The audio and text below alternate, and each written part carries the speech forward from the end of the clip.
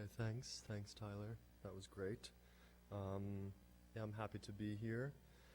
I actually grew up in LA and went to Cal Arts for undergrad and graduate school, and then moved away about 7 years ago.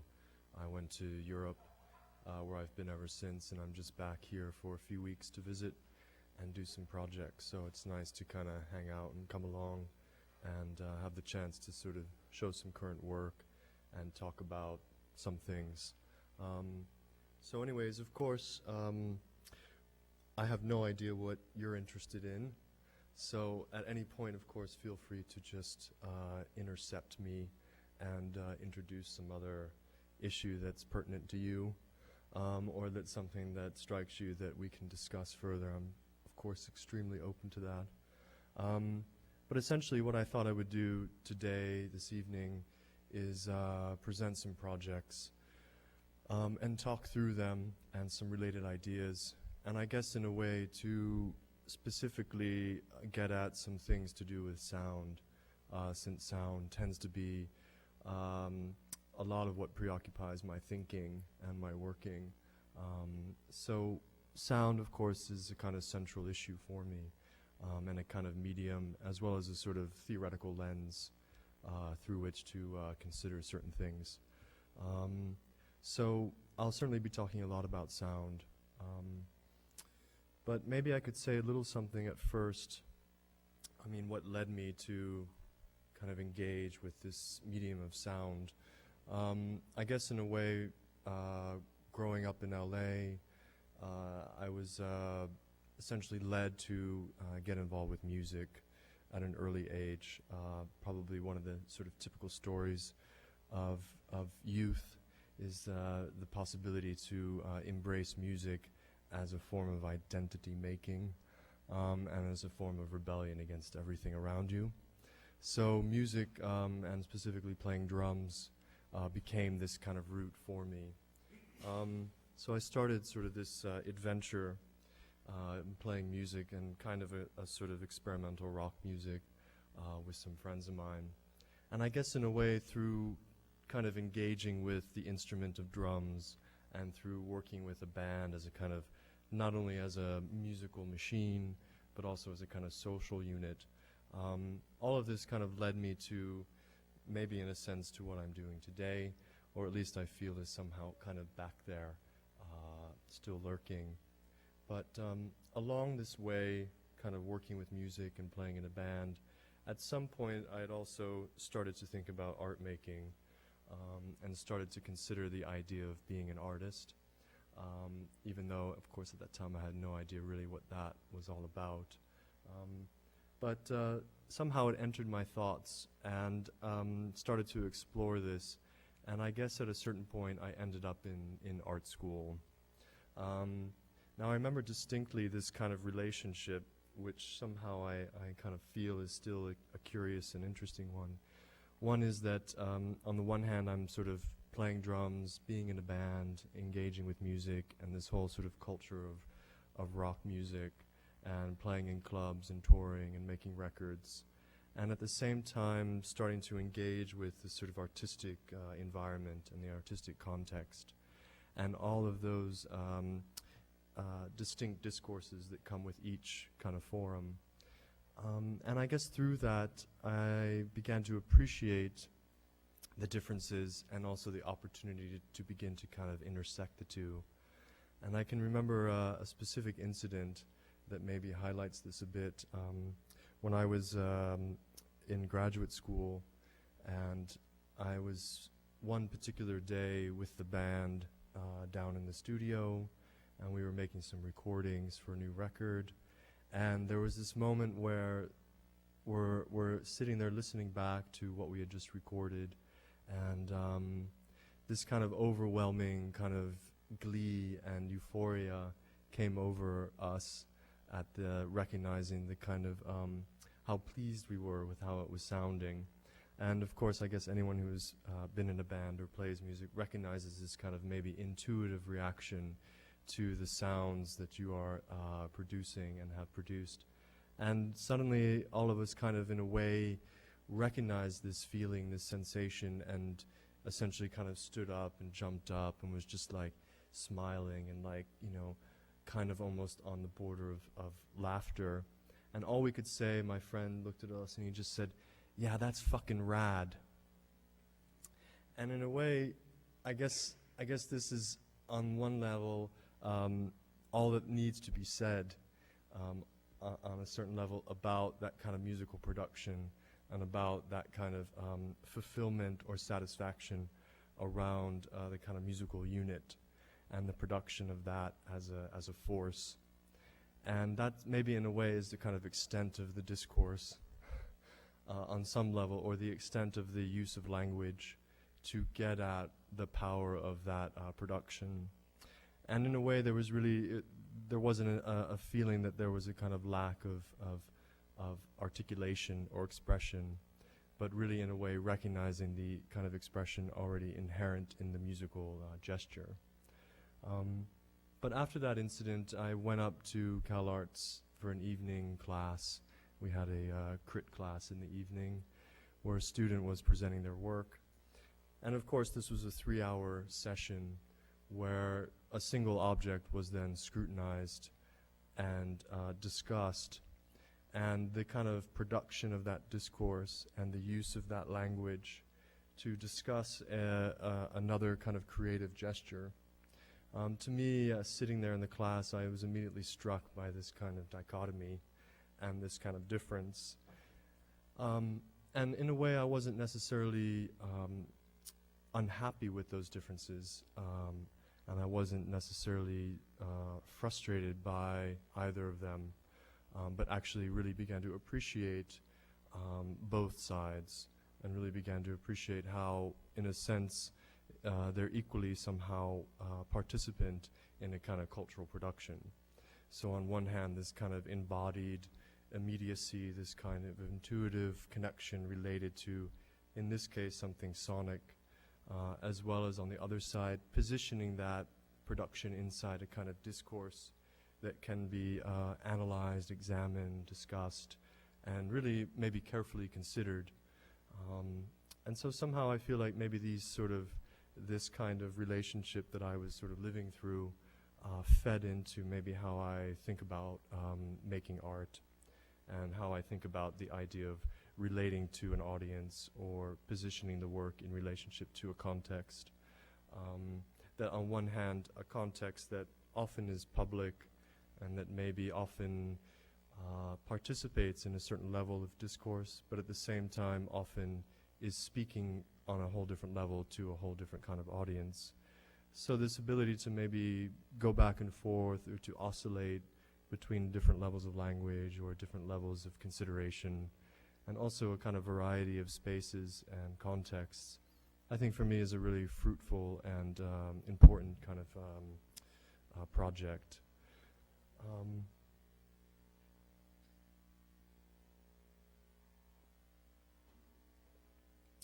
So, sound, maybe I could say a few things about what to me is striking about sound, or what in a sense I feel maybe is kind of inherent to its to the medium, and maybe through this we can kind of get a sense about how in a sense it could be used or applied to a kind of artistic production, or even outside of that to a kind of consideration of how sound kind of performs in everyday environments.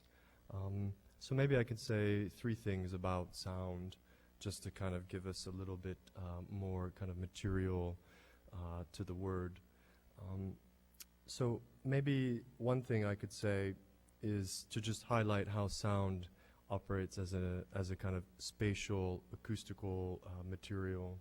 So of course we all know that sound and space have a very dynamic and kind of significant relationship. So for instance, any sound is kind of already partially conditioned by the space in which it's happening inside. Or you could think that the sound is being sort of contoured or sculpted by the space that it's occurring in.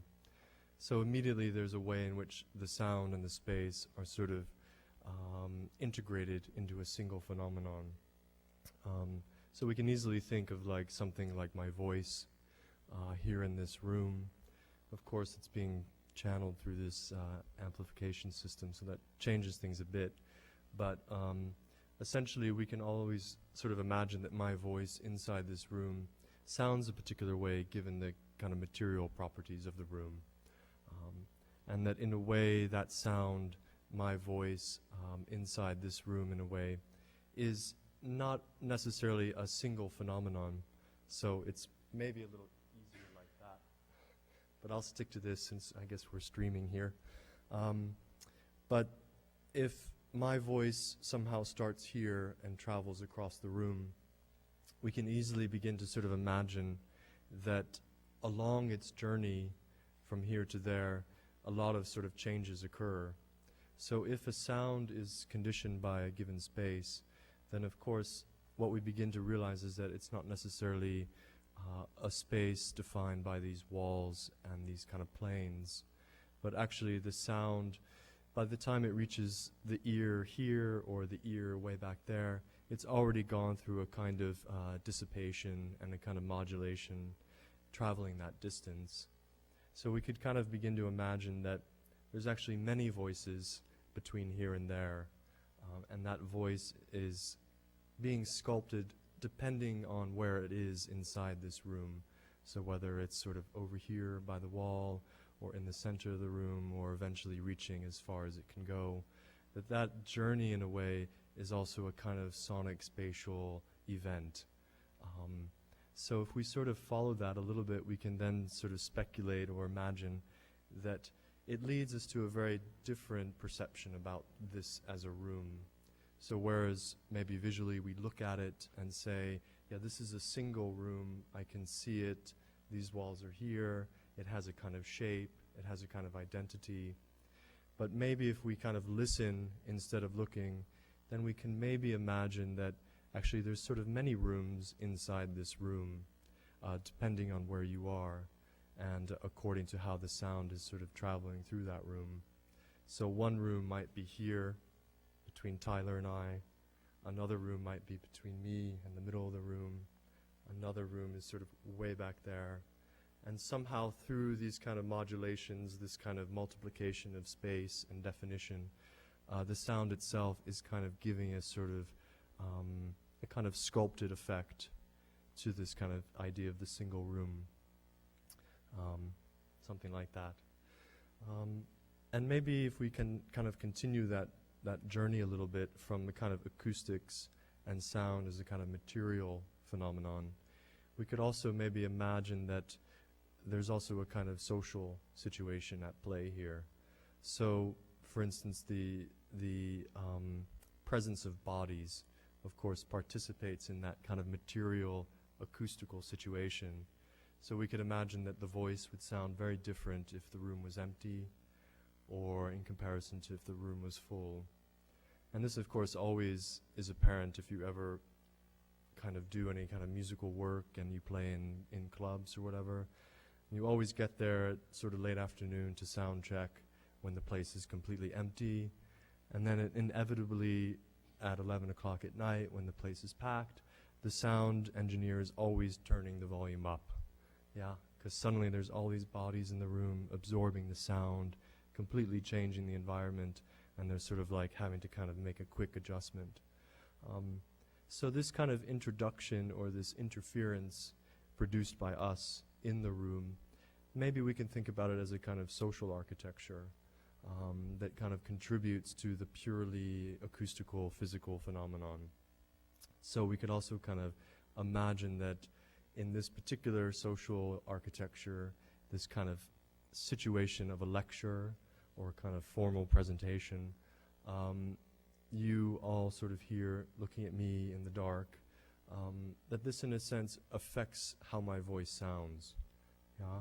So this kind of architecture, this social architecture, is also sculpting the presence of my voice as a sound. So if we were sitting in some bar somewhere, I think I would probably sound a bit different to you. Yeah. So this, I think, is a kind of also element within sort of the production of sound and the sort of performativity of it. maybe as a kind of third and final aspect, we could also sort of imagine that, again, if we think of the voice, if we think of my voice over here, I know it's also kind of over there, but if we remember that it's over here, that there's a way in which we sort of imagine that it's a kind of single object, that I am in a sense, the source of my voice, that you look at me over here as the kind of origin of the voice, the sort of origin of the sound. So you sort of imagine that in a way that I am the kind of owner of my voice, that it comes from, in a sense, a kind of single point and then radiates out. But on the other hand, we can easily flip this around and say that, well, yes, it's true that my voice is here, but at the very instant that I speak, it's already inside all of your thoughts. So that my voice is already immediately here, here, here, here, here, maybe there. And that the kind of act of making that sound, in a sense, then really sort of multiplies the understanding of the source or the origin.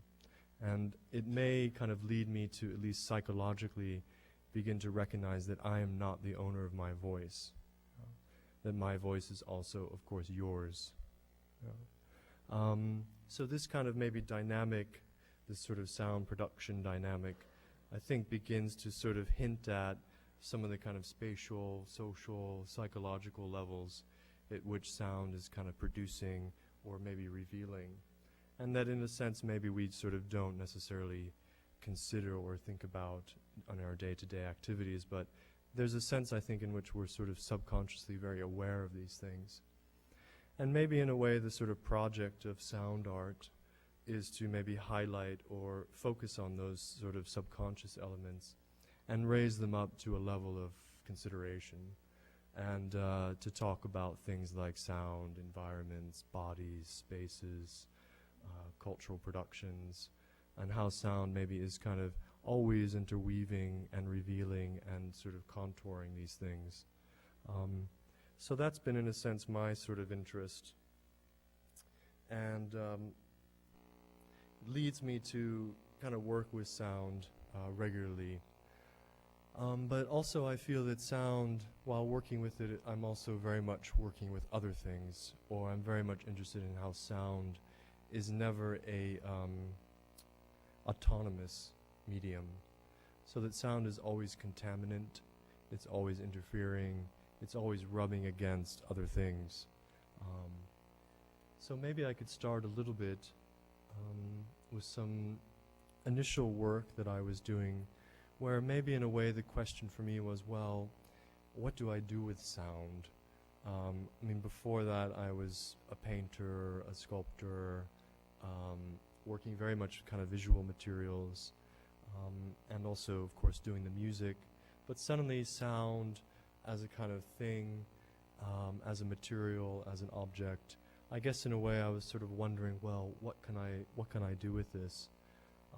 So early on, I was immediately sort of interested to move away from the idea, of course, in this case, of making an object and sitting it or housing it within a space, and was immediately attracted to the idea of occupying these kind of other peripheral situations or marginal spaces, often kind of outside in the public.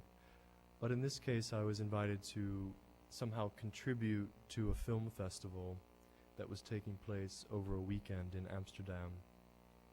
And I was very much interested in this because I wasn't really asked to be a kind of artist participating in an exhibition, but I was asked to contribute a sort of supplemental gesture to this event, which was essentially film screenings over 3 days in the gallery.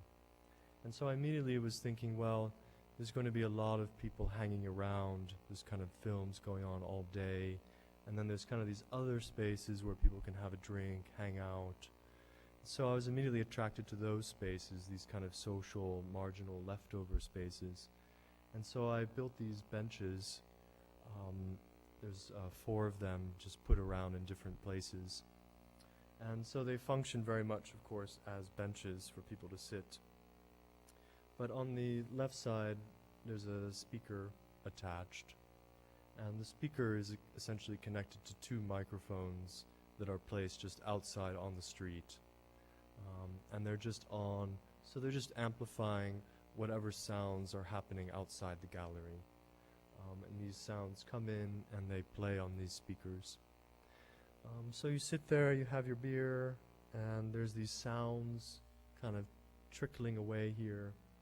And then next to the speaker is a little sign that basically sort of says hello and maybe offers a few thoughts about sound. And then it asks a couple questions like, what is the first sound you can remember hearing? What sound is important to you? Something like this, these kind of questions. And then it asks you to respond by writing on the bench. So there's markers sort of sitting around and people can, write their answers on the bench. And this kind of collects over the 3 days. And I guess for me it sort of just was a sort of opportunity to collect a kind of subjective relationship to these questions, to somehow set up a situation where individual perspectives could kind of collect in the form of this graffiti on these benches. And of course, I mean, I think some of the answers sort of stray from the questions, but that was also okay. Because in a way, I think also the bench just began to function as a sort of noise, as a kind of noise that could collect over the period of time and give us a kind of, maybe some kind of social picture about different perspectives.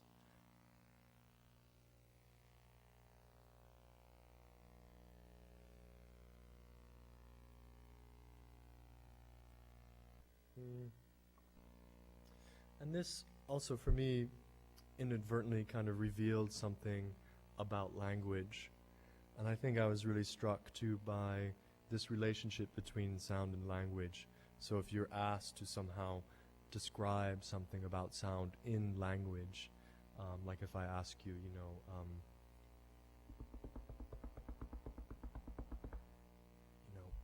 what is that, or, describe that sound to me.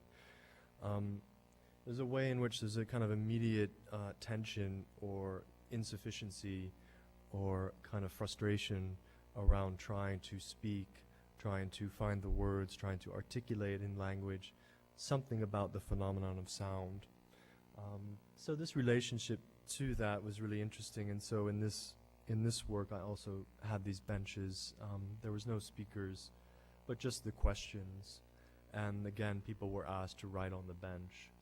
And this just became again a kind of surface through which this kind of friction between sound, description, and language could kind of come forward. So how to sort of get at describing sound through words. And I'm sorry I have these really terrible images. This all kind of happened in Chicago, and I was never able to actually be there, so I couldn't really document it so well, because I would have been actually also really curious exactly what these responses were. But this kind of becomes a sort of ongoing kind of curiosity about how to kind of perform this relationship. And so some kind of workshops that I did lately with some students in Copenhagen, and we just went around and basically listened to sounds and tried to just write them on various public surfaces. So in a way to kind of return the sounds to the environment, but in the form of words or in the form of kinds of expressions. So literally to try to follow the temporal flow of sounds as they're happening and kind of chart them as they're sort of happening, kind of a form of notation. It could be a number of things. Often it was this kind of language, almost a very sort of direct attempt to sort of describe the source of the sound, people passing by, rather than, rustling, scraping, scratching, the sound, what does it sound like people passing by? What is that sound? So there's kind of this tension also between naming the source, naming the object, and just trying to describe the sound itself. So this was a kind of game we performed around the city.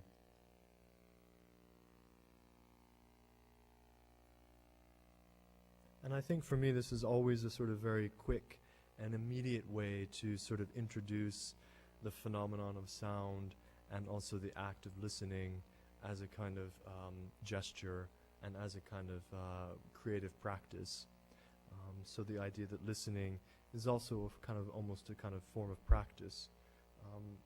It always is a sort of immediate way to try to kind of get one's thinking around sound. And then maybe as this sort of moves along, I started to also be interested in performance. So maybe this comes from playing in the band and this idea of the live musical moment. Somehow being able to sort of use the stage and use the performative moment for a kind of creative practice. So I also became interested in kinds of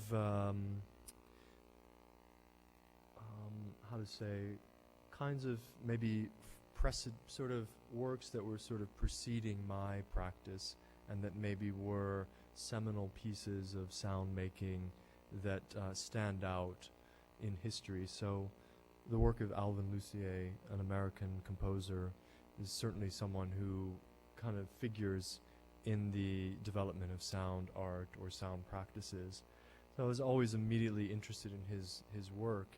And this particular piece, I Am Sitting in a Room, which is a work from 1970, where the composer sits in a chair and he says something, he reads a text, which is essentially the score of the work. So it's a kind of instruction that he reads.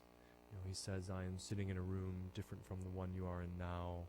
I am recording my speaking voice, and I'm going to play it back in the room again and again. And he does this sort of gesture of recording his voice and playing it back in the room through speakers, and then recording that, and then playing that recording back. And he does this something like 47 times, until what happens is that the voice, as a sort of recognizable object, kind of dissipates into the sort of tonal, acoustical properties of the room. So as he says, that the kind of resonant frequencies of the room reinforce themselves. So through this kind of almost form of feedback, this kind of returning the sound back, but through a recording, kind of accentuates the room as a physical container. It's an interesting phenomenon. So he does this until the very end of the recording. It's basically a sort of almost steady tone. It sounds like a kind of whale song. This kind of humming, almost sort of ringing sound. So this piece, to me, was very interesting, but I also was sort of, in a way, frustrated a little bit by the way in which it was talked about, which tended to be within a kind of phenomenological or strictly acoustical or physical manner. So the idea that the production of the piece is really only about these kind of resonant frequencies of the room. But for me, it was also about the sort of gesture of sitting in a chair, sitting in a room, being kind of in this sort of architectural situation, and being also a kind of individual, a sort of individual body. So I wanted to, in a way, talk about the kind of subject of the work. And so I did this performance sitting in a chair where I had these wooden sticks, as you can see, and a screw gun, and I'm just fastening the wood to the chair while trying to remain comfortable in this kind of seated position. So my task was to sort of complicate my comfort. So to kind of introduce these elements that would force me in a way to reposition myself. And there's microphones attached to the chair, and this is being amplified through the sound system. So the sounds of the kind of screw gun and all the kind of noise of that is just kind of playing back at you.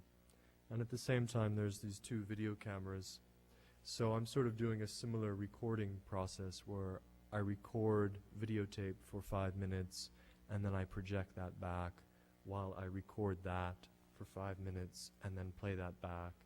So then you get these frames appearing behind me, which essentially kind of contain the sort of temporal flow of the work in time. So each frame is kind of 5 minutes before what you're seeing on the stage. But of course within that frame is also the 5 minutes before, which was behind me as a projection. So it's a kind of build-up, a multiplication, a kind of compounding of elements, sound, image, kind of physical properties, until finally I'm sort of unable to remain seated.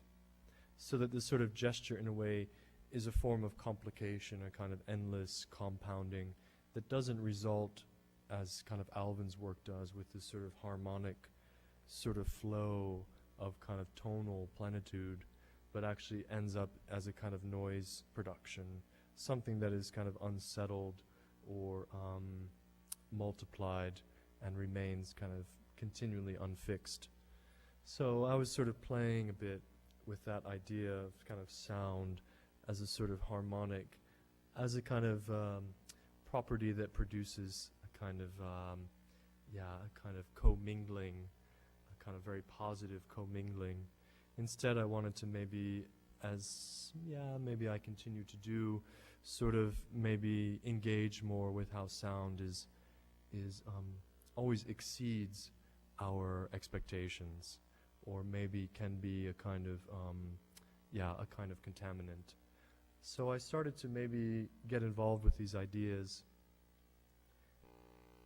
and at the same time continuing to think about other sort of sound practices and certain kinds of histories of audio making, another one being John Cage, who maybe some of you also know about. Certainly Cage sort of figures as an extremely prominent figure in many kinds of respects and disciplines. But for me, what I became interested in specifically was a work that he did in the early 50s, 1952, which was considered the first happening. He did it at Black Mountain College.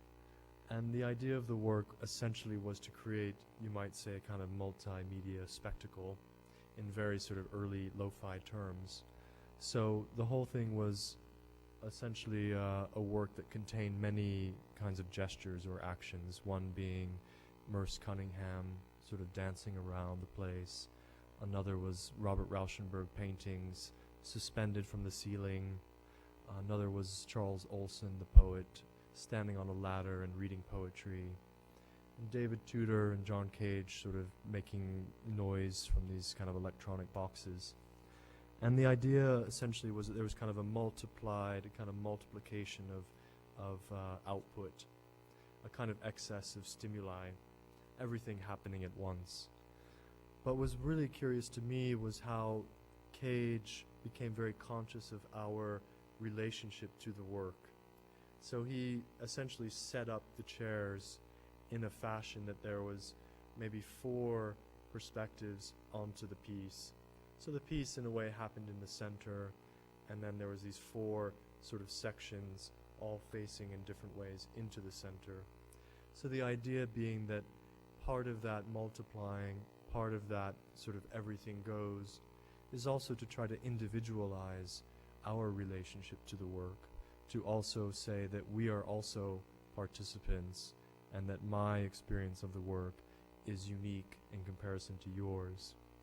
And part of doing that would be to say, well, essentially physically I am looking this way while you're looking that way, while you're looking that way.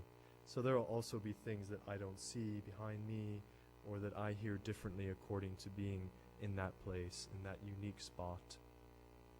So in a way I sort of recognized that he was thinking of a kind of architecture, a kind of structure to the sound event. And I began to think a lot about architecture, I think starting with this Alvin piece and the idea of sound and space having this relationship. So the idea of architecture, I think, began to surface more and more. And in this installation, working in the front courtyard of a museum in Denmark, I was interested to, in a way, restage the cage piece, or to just simply build up that architecture that was sort of embedded in his performance. And so the work doesn't necessarily kind of specifically allude or reference the cage work, but it's really just for me a kind of beginning to come up with this sort of spatial form, this kind of sculpture. So the construction, these wood walls that in a sense create a sort of kind of labyrinth, is also containing a sort of distribution of 8 speakers evenly kind of placed throughout this kind of environment. And the audio is played in a way that there's really no center, so that the sound is always kind of shifting from speaker to speaker. The idea being that somehow you have to, your attention is always sort of unsettled and relocated. So you're sort of wandering around and sort of exploring this situation. And the audio originally was going to be a live feed from inside the museum, which was being reconstructed at the time. So there was all these workers inside kind of hammering away. But that sort of didn't turn out so well, since in Denmark the working hours are quite relaxed. So there was a lot of times where there was nobody inside working because they were at the pub or something. So I decided to just make recordings of the workers and produce a kind of audio piece that was then played through these 8 speakers. I have just a little excerpt here.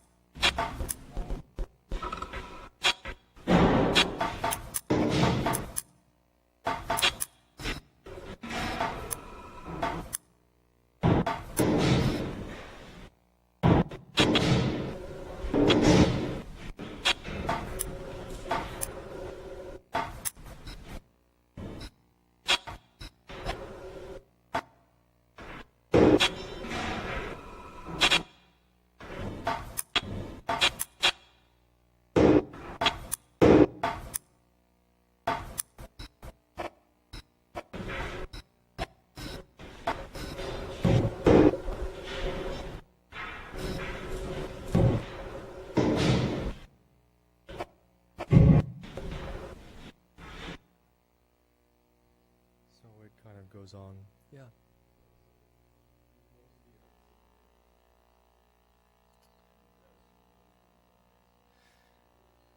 No, actually it was really completely random in a way, but I was very conscious to try to the way in which it would occur in the space, in this environment, that it would simply be always sort of shifting.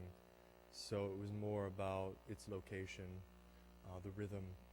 So in a way, once it was here, then it was kind of gone, and then it would be over there. So this sort of, it was more kind of jumping around rhythm that I was I thought worked in this way.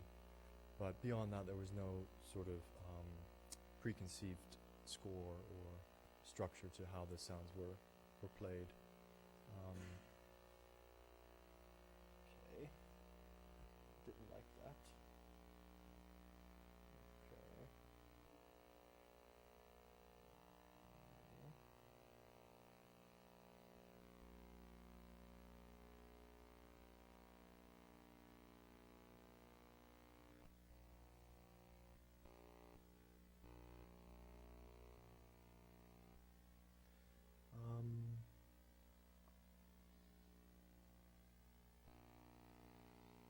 So I guess also maybe a little bit with this jumping around, maybe this kind of restlessness, was also this idea in relationship, I think, to a kind of spatial or architectural thought, really, was somehow, and maybe a little bit what I was saying earlier about sort of sound's kind of performance or presence in relationship to space.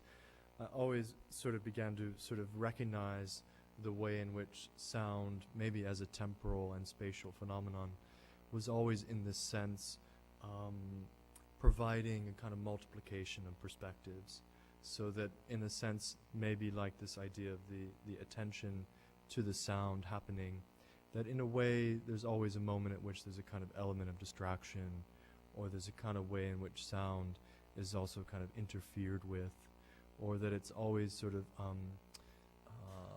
kind of diffusing into the space.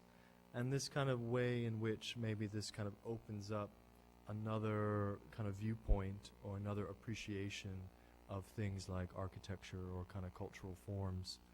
I began to really, sort of play with the idea of kind of multiplication, or this kind of continual kind of addition, making kinds of additions, and also appreciating certain kind of primal or elemental or essential features of architecture, kind of going from something like the chair, which we might kind of say is a sort of primary architectural kind of structure. It produces a kind of space, and then it positions you in that space, to something like the front courtyard, and then to something like the door, in this case, where somehow looking or considering a space as a single kind of object, as a kind of single space, a room, for instance, and wanting to maybe kind of cut into that and introduce elements that kind of fracture that or offer up a kind of performative relationship to that space. In this case, kind of working in this very particular environment, which was inside a church and just underneath the bell tower, so a kind of vaulted space. I found it also quite a challenge in terms of, well, what to do with this environment. Very much wanting to somehow respond to the space, to kind of interact with its features. And so coming up with these door constructions, where essentially I made two doors that are completely rotational, so they just, spin around 360 degrees, and they fit perfectly inside these arches. And inside each door is a single speaker. So there's a kind of maybe a few things. One is this idea to break up the space and to make these structures that maybe introduce or play with the kind of symmetry of the environment, these kind of two chambers attached to the center sort of part of the space, and the doors in a way creating kinds of additions to that. So you could close the doors completely, and then there'd be sort of like this kind of shift in the space. Particularly also, interestingly, the fact that the windows to the space are on the two far sides. So if you close both doors, the center space is completely dark. So there's also this kind of wonderful way in which the light began to kind of become a sort of active element within the work. And then the sort of spinning of the doors, of course, relocates the sound. So the sounds happening in the speakers are kind of very small, dry, very intimate sounds, very tactile, produced really just from found objects.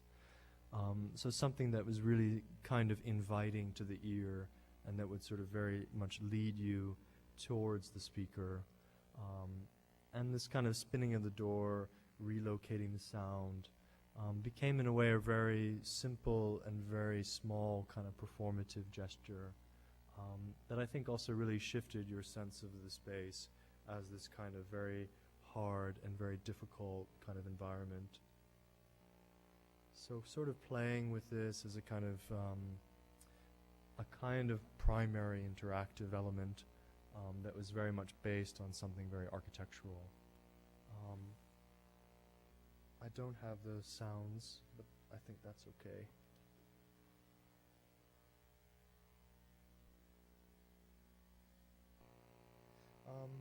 And maybe kind of in this way, so moving from something like the speaker playing environmental sounds and kind of in a way inviting individual responses towards sort of questions of architecture or kinds of environments, how objects and spaces are sort of performing in relationship to bodies.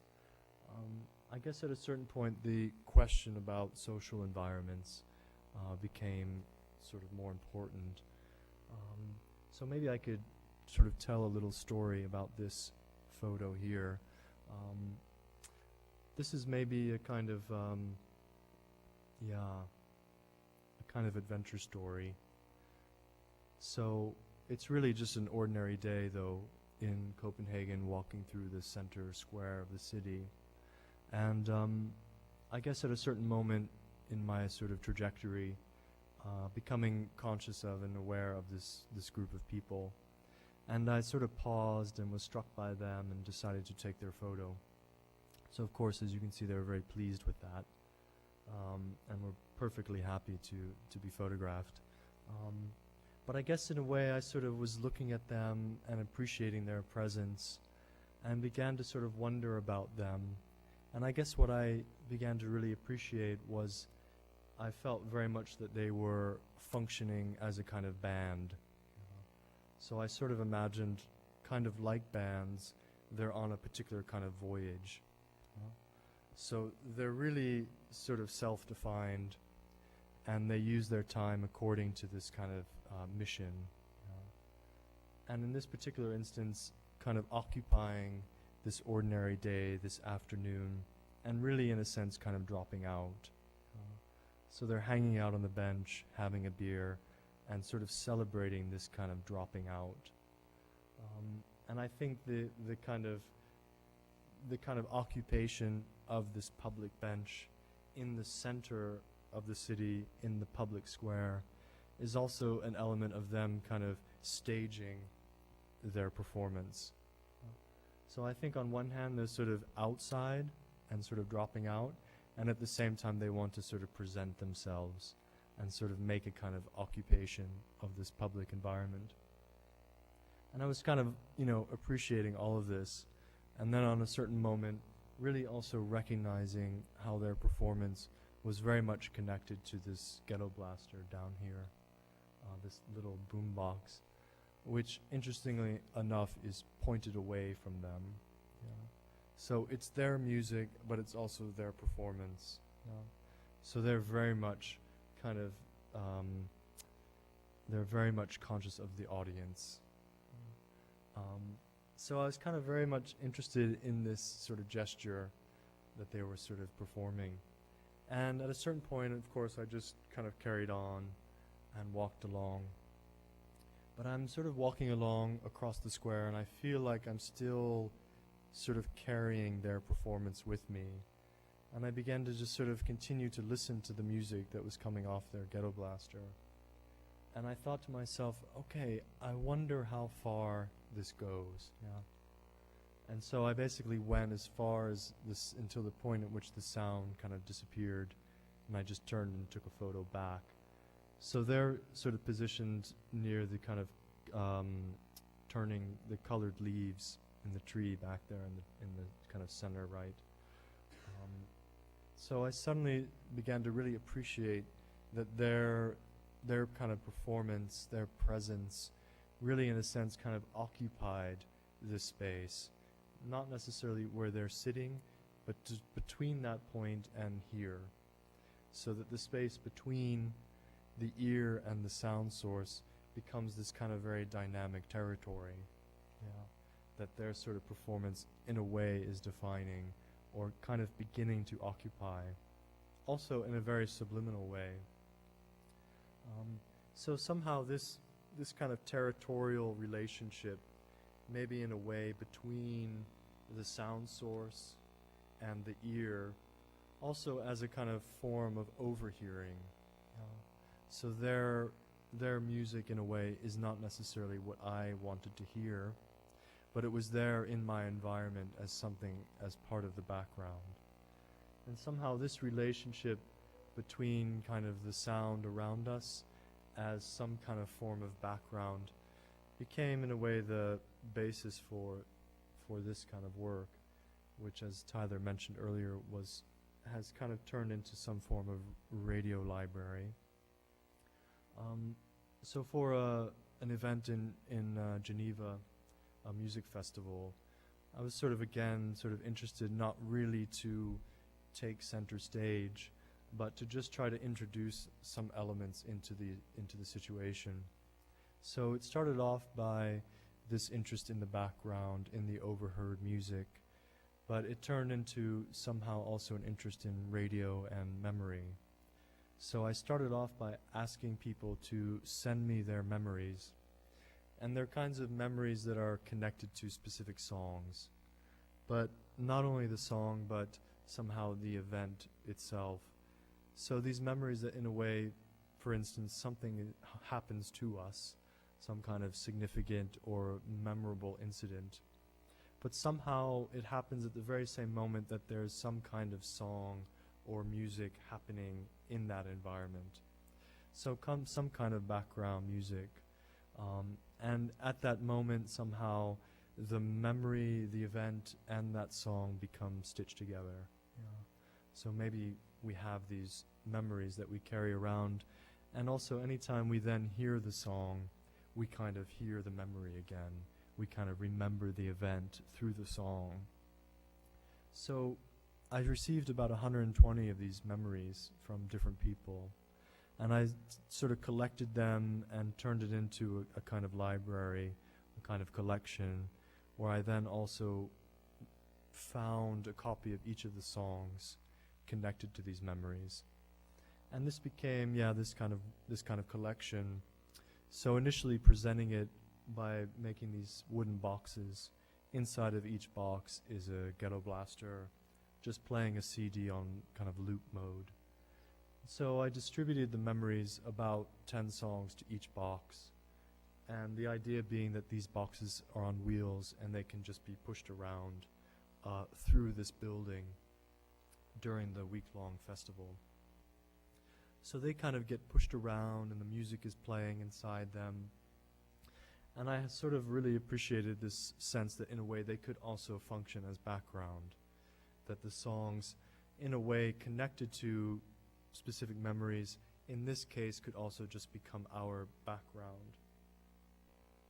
At the same time, the memories are, housed in a little envelope on the side of each box. So you can also read through the memories and in a way develop a more nuanced relationship to the songs.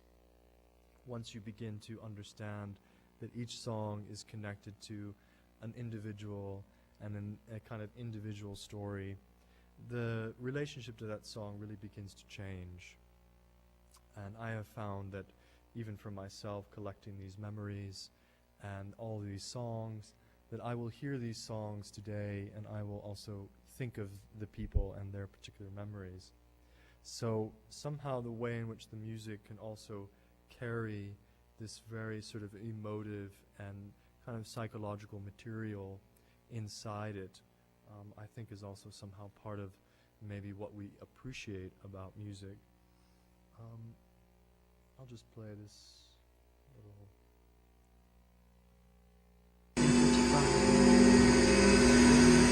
My memory was sparked by the strange sound of an organ which introduced the song. I looked up behind me, to my left, to the shelf where the radio sat. I was struck by the strangeness of the sound, which was accentuated by the tinny transistor radio.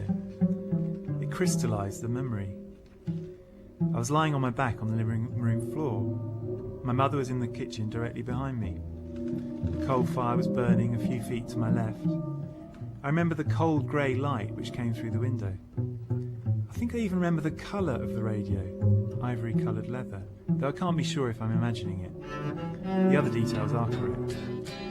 Steve Hunt, 3 Bellwood Street, Harper Heath, Manchester 9, since demolished, 1966.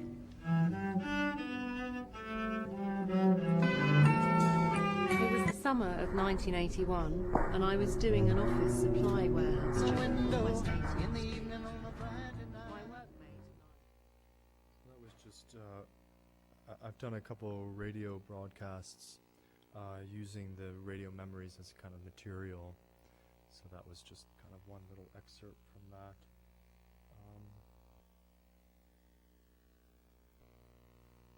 Maybe it's...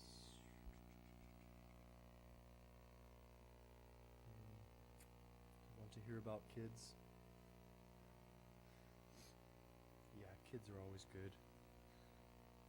So, kids, people, little people, let's see,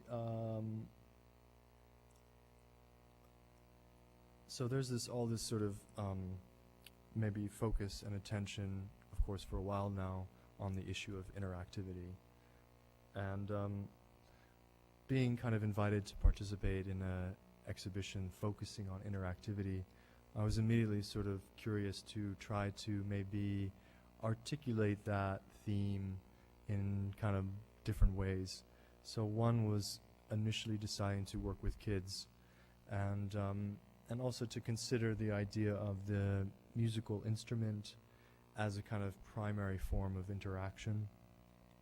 So inviting the kids to make kinds of instruments, basically little noise objects that they could sort of, perform, was a kind of initial way to develop material for the installation. And so we spent a few days with 2 different classes, and they made these objects, these instruments, as you can see, using very simple materials. A lot of it turned out to be very percussive and sort of shakers and things you hit and scratch and move against each other. And then I organized them into a kind of orchestra and asked them to perform their objects.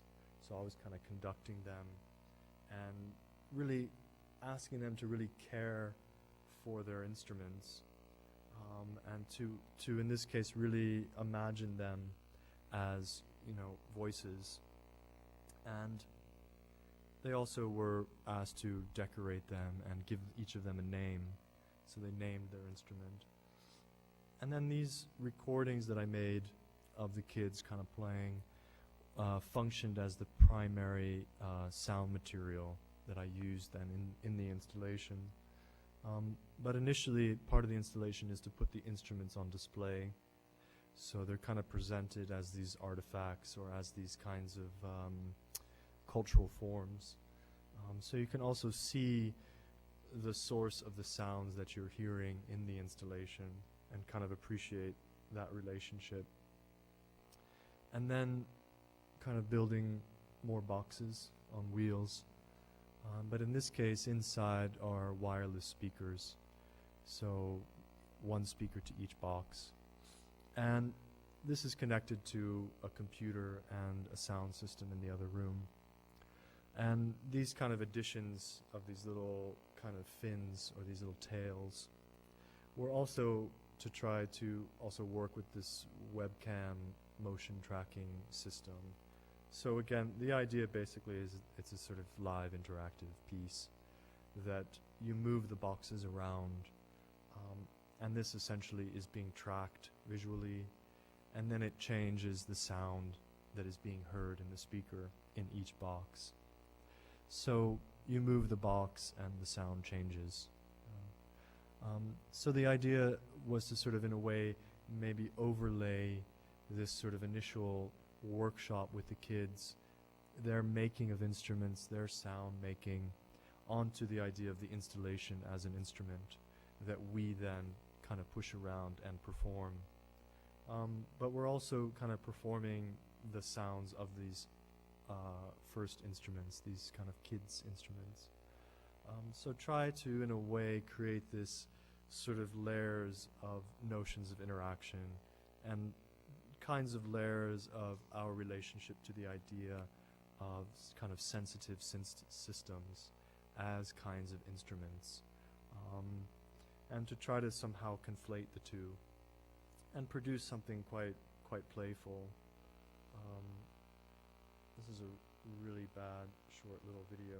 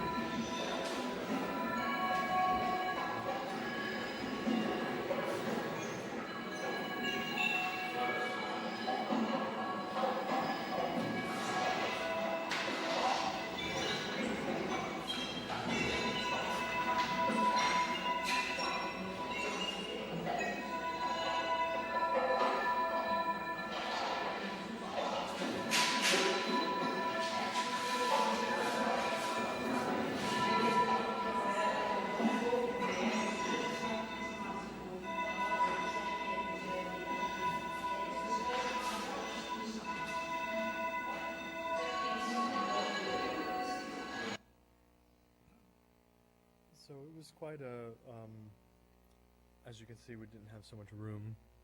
So it was sort of, yeah, there was a number of things to kind of negotiate. But the essential structure was that each box was given a home. So the colors on the walls are the homes. So the blue box's home is there, and so forth. Pink is to the right. And when you move the box, the farther away it goes from home, the more transformed the sound. So when you return the box to home, then you have the original sound of the kids. And as you push it away, it sort of transforms into something more abstracted or modulated.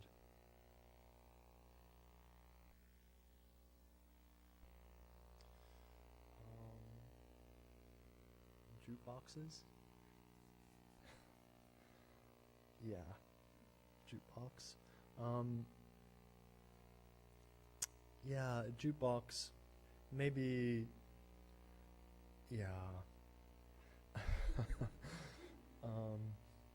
Maybe it starts with the kind of radio memory stuff, and the idea that I was then sort of in charge of this archive or this collection as a sort of library, and I was invited to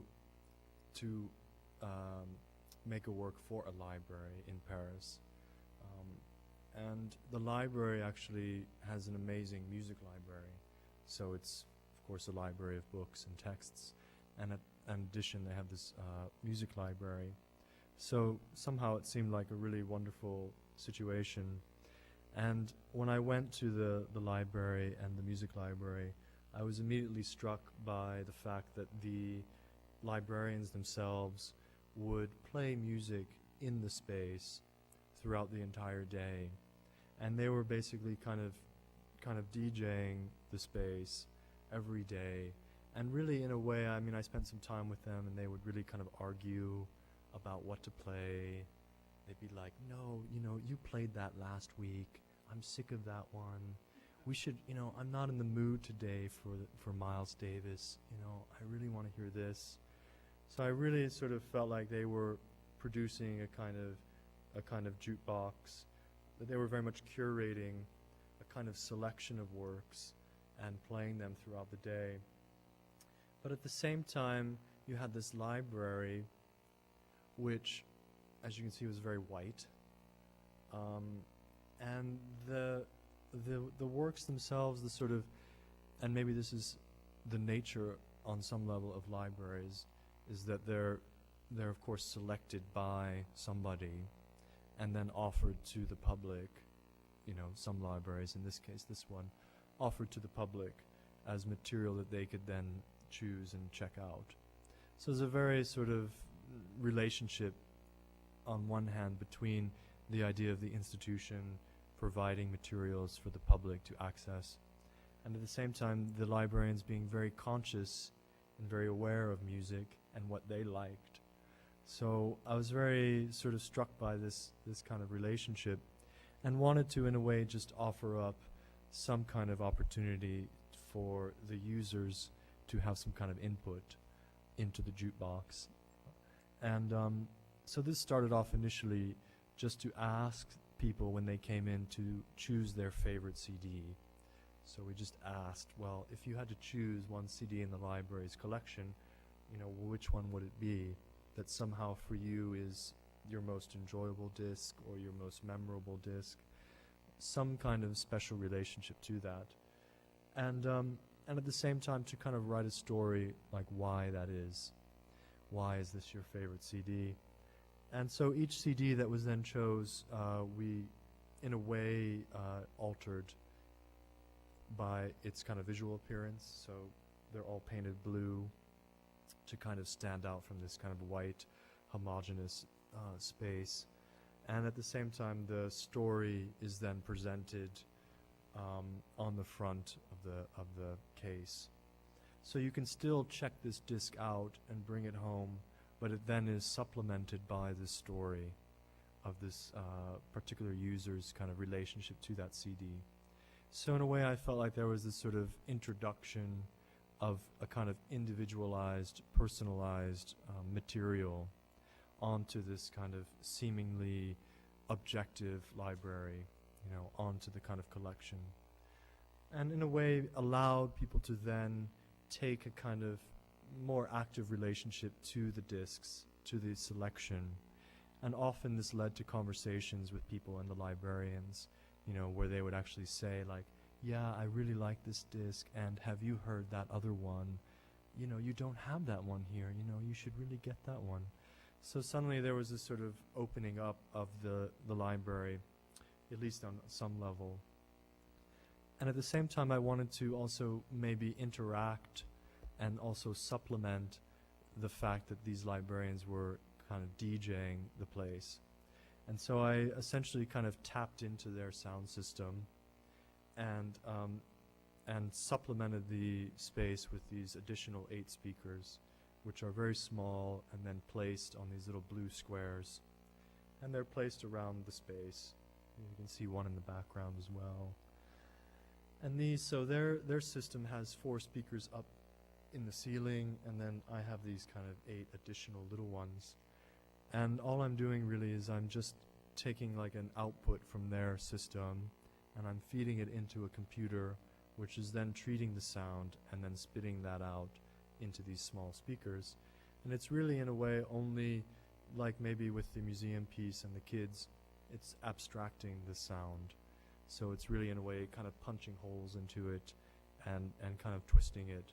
So these songs would be playing and you'd hear them, and then you'd be around looking at discs, and these small little sort of speakers would be playing these really kind of messed up versions of the songs, and kind of in a way introducing this kind of shift in something where the idea of the song as a kind of stable, immutable object was then kind of allowed to appear differently. And this transformation happens quite randomly, and so it's also never quite the same twice. And then in addition, that sound is played outside through 4 speakers that are mounted on the building. So this is also playing out into the garden of the library, which is also a very active kind of social environment. And I was immediately really struck by the fact that you had this kind of amazing music library, and then outside it was like deathly quiet, you know, and there was sort of somehow no kind of presence of that library as a kind of source, as a kind of archive. So the idea was to somehow maybe bring that to life a little bit. So this is playing outside, and then in addition, these blue signs around the garden, where I just took single phrases from some of the stories people had written and just put these on these signs. So again, it's a kind of amplification, a kind of dissemination of this information out into this kind of public environment.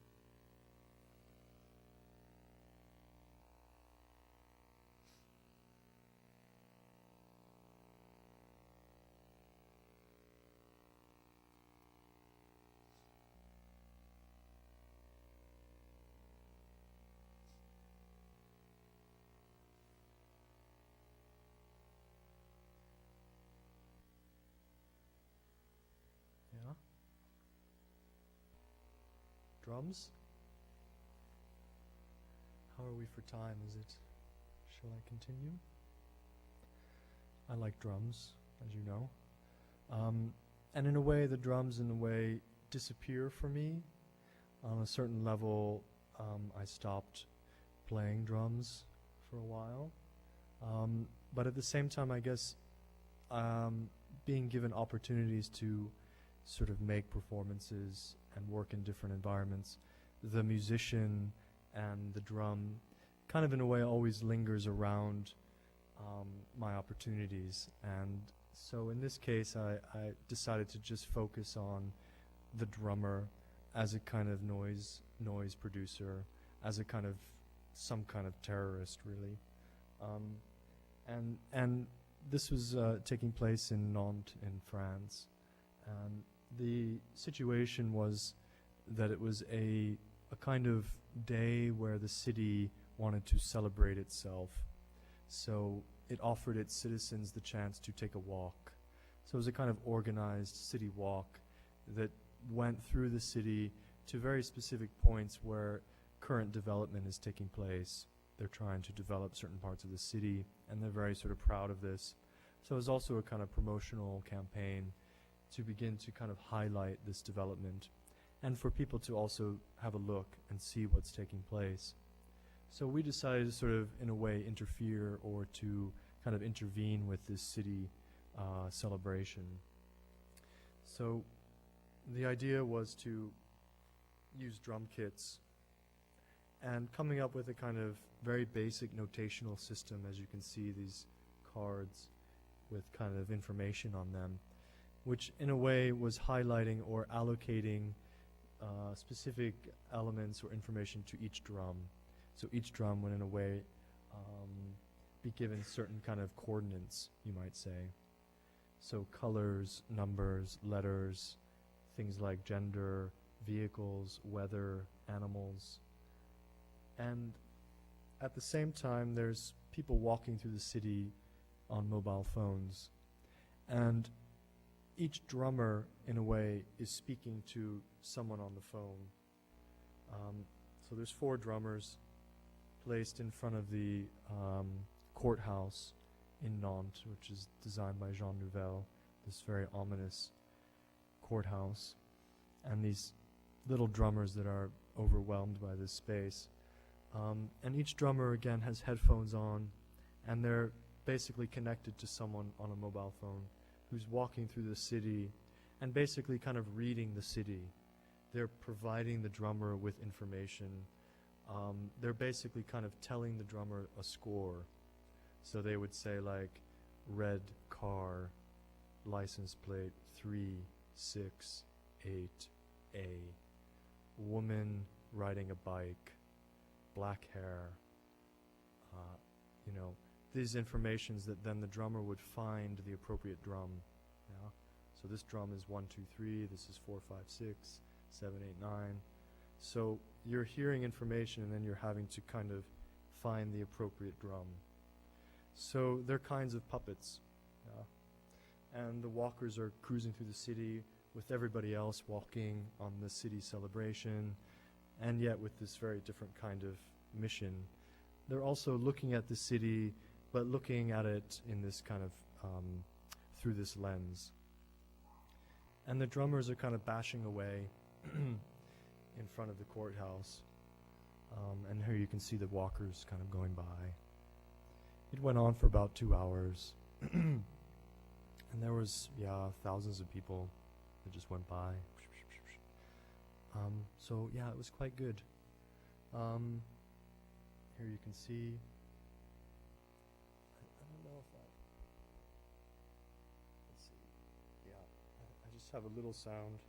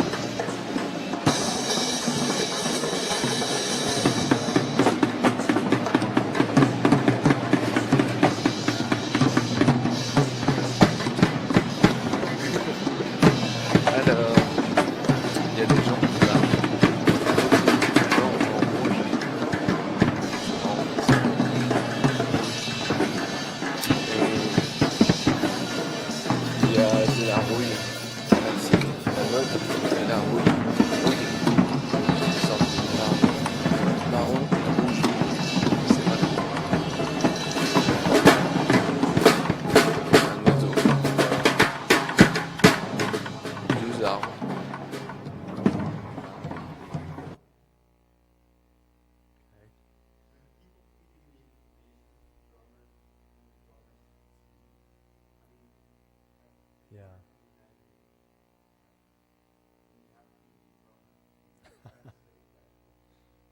Yeah. In a way, since the walkers were also very aware of the drummer's situation, so they also were kind of, sensitive to speaking slowly or, repeating things but of course, it's an imperfect system, and it's a very subjective system. So it's prone to kind of break down and improvisation. And we decided that symbols would become moments where of breakdown, or where you didn't hear something, or you were just kind of, didn't want to deal with it anymore. And so when symbols appear, it's kind of this indication that there's a sort of variable or kind of X factor. But somehow I really liked that the idea that the kind of urban space could be translated into a sort of drum machine, a kind of drum orchestra. So the idea that the sort of city as an environment, which of course is part of its kind of magic and power, is to always introduce difference, is to always be excessive. That somehow this could produce a sort of sound environment as well, that in a way would take music and turn it into a kind of mutant performance.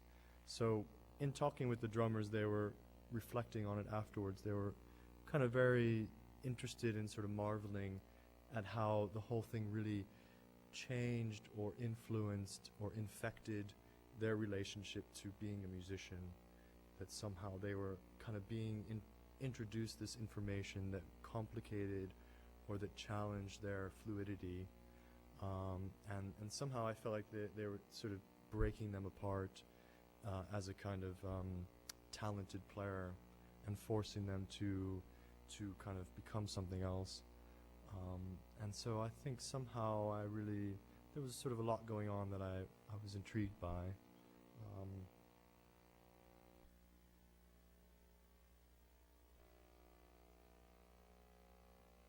Concert halls? Okay, this will be my last thing here.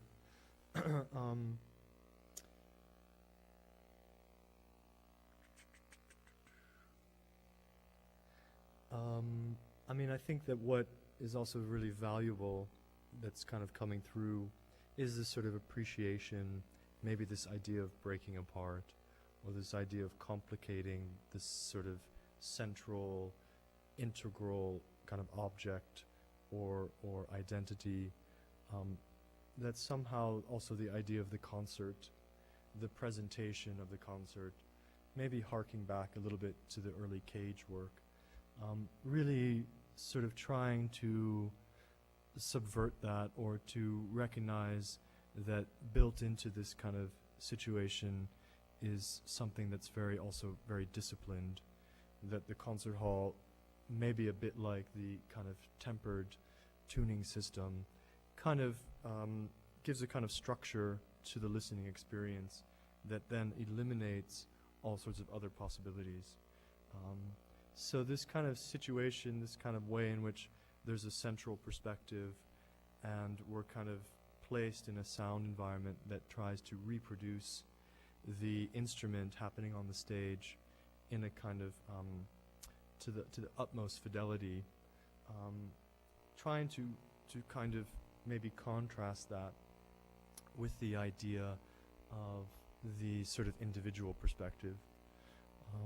So I was invited to participate in a kind of concert, in a performance. In this case, it was at a gallery.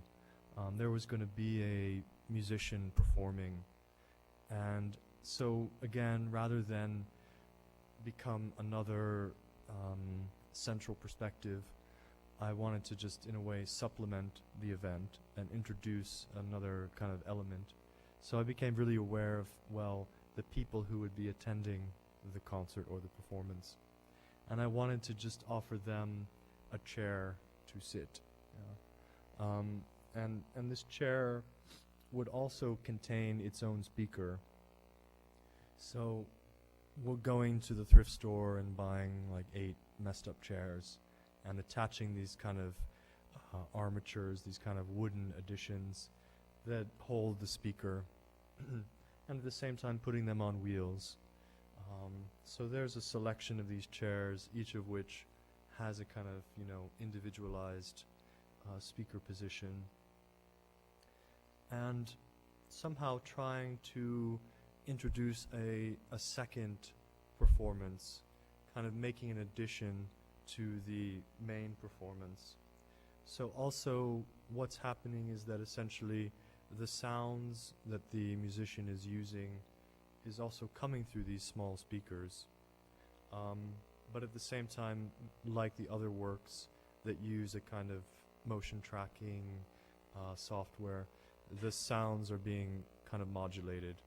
So there's a camera in the distance, and it's basically watching the space, and according to movement in the room, it changes the sounds happening in the speakers. It's okay, I think I can make it. So that people come and they sit, and then they kind of can shuttle around in these chairs, and in doing that it changes the sounds happening in the speaker. But at the same time the musician is there performing with his sound system. So it's like the library installation where you have the song and then you have the messed up version. It was kind of an experiment, and as you can see it got very crowded. So the kind of production of the whole thing, you know, it had its moments, but the idea again was to try to again sort of supplement or introduce this extra possibility into the kind of staging of the performance, and I think it kind of produced some kind of results. We had our sort of difficulties. There was wires everywhere because it was a very lo-fi thing, so we couldn't have any wireless speakers, so people are like rolling over wires, and the chairs are falling apart. But I really, I kind of liked how it went. So my battery tells me I should stop there. So I'll take that as sure. If anyone has any thoughts or would like to ask anything or would like to supplement my talk, please feel free. Of course, we can also just hang out. But thanks very much. Yeah.